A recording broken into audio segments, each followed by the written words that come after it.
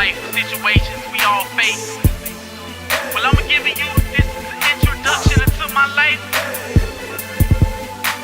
Aaron Vickens, known as Bishop Nelson. I'm Chris Styles, the MC. I'm here with Bishop Nelson. Bishop Nelson, briefly tell us about yourself, where you're from, and what you do. Well, I'm from the north side of St. Louis.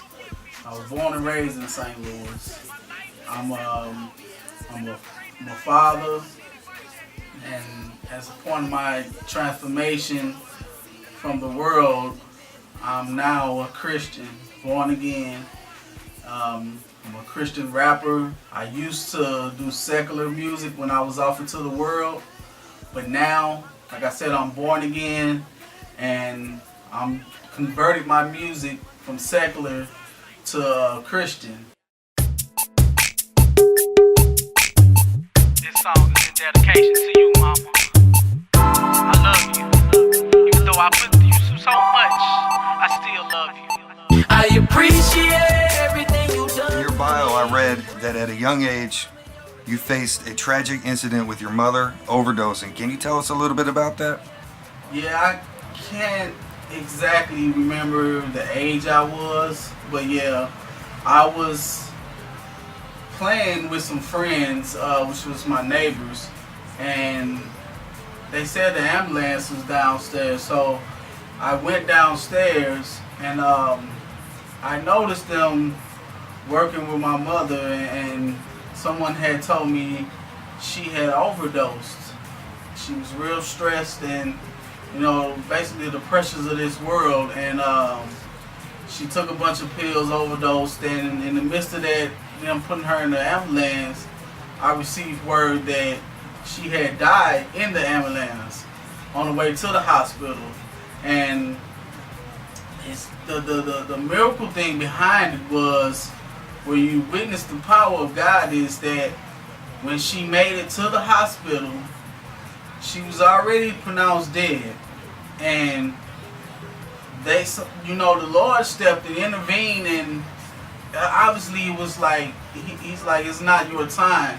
So she came back to life. He brought her back, and you know, during the duration, me as a child, I was very hurt, scared, and didn't know what to do, and you know, and we all got to come to the hospital. She was in a coma for a little while, and she pulled through it all. And I said I almost lost you, pain in my heart, and it just wasn't. So even during all this time, you began hanging out with your brother, making music, but you basically started making music after you saw how your family was in the studio consistently working with music recording. Is that right? yeah. Okay. So you actually had a solo non-Christian or secular album finished, ready to be pressed and released, but you felt uneasy about the whole thing, as if something wasn't right. What do you think it was that stopped you from going forward with the album? Basically because it was like, the music of today consists of murder, kill, drugs, degrading the women, and all that, which has no powerful meaning.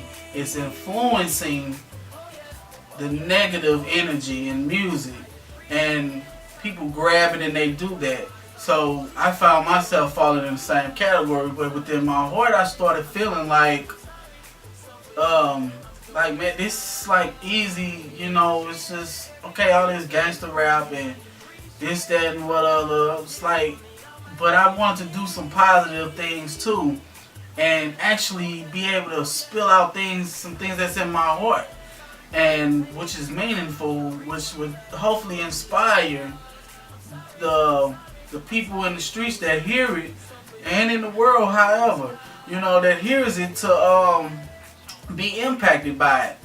So it's like, as I kept doing it, I just knew that the love wasn't in it, because I was like, felt myself straying away from it.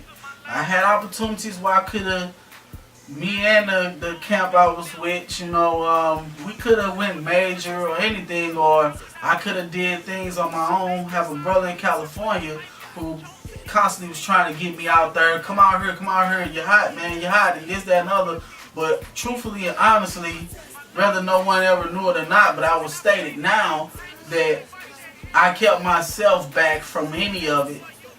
And the part played was me being a single parent. So I basically put my career down to take care of my children.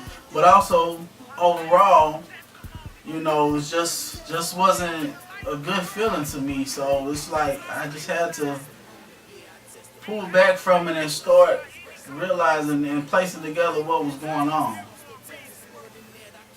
And then eventually you came to accept Christ as your Lord and Savior.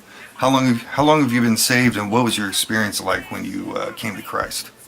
Well, April 2nd of this year made 2 years. Like I said previously, I was baptized, saved, and everything April 2nd, 2011. This year, April 2nd, will be 3 years. So I'm going on close 2.5 years or so. I came to Christ at a real dear friend of mine, goes by the name S.T. Alien, and his real name Steven. And you know, we came up together in the studios with the secular music and everything. He was younger than me and my other friends. His brother, you know, was older, engineering, making the beats at the time, along with S.T. Alien, and so yeah, it was his album release, and he invited me to it. I actually had a show that day to do for the secular music and everything, and so I was gambling, juggling. Was I gonna go to this album release, or was I gonna go do this concert? Me not feeling right with that type of music anymore, I just chose to go to the album release. And upon being there, the Spirit of the Lord rested upon me, and everything. Guys prayed over me and asked, would I be willing? Have I ever been baptized? I said yes. Asked, would I be willing to get baptized again? And because now I'm older, I understand things, and everything fell in place. I said yes, and I did. And since then, everything, like, I felt a release. And the weight of my shoulders was gone, and just a whole new feeling. Instantly was delivered from the marijuana addiction I had so strongly. I've been stopped drinking or anything, so all the drugs, gang bang, all that was delivered and gone, and no more. So yeah, that started my journey. You know, I want to reach those in the streets. My whole target, my aim, my angle, everything is to feed hope to the hopeless. Like Jesus came for the blind and the sick, I come for the same thing, but in our generation, a lot of them feel that it's hopeless out here. And that's not the truth. You know, our youth nowadays feel like they don't have a future, they're not going to be nothing, they can't be nothing. People predicted my life. You're going to be dead or locked up, this, that, and other, but I'm here still standing. In the midst of all that, the devil, the adversary tried, but he could not prevail over the Lord. So I'm still here standing. So I'm here to tell the people that they can make it through. Even though I may have not became who I wanted to be, but I'm becoming who the Lord wants me to be.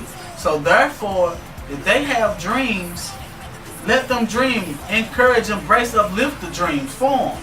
And we just got to come with the word and give them that encouragement and that push, and they witness and they can relate to what you've been through, and then it makes them relate to their life. So they look into it and they feel like, well, hey, I can do it too. I can make it too. I just need to press strong and just keep moving forward. And you can make it. Because I'm living proof. That's exactly, we all have a testimony. And your testimony, you stand strong in it. The testimony is the story of your life, what goes on in your life. That's your story. God wrote it out.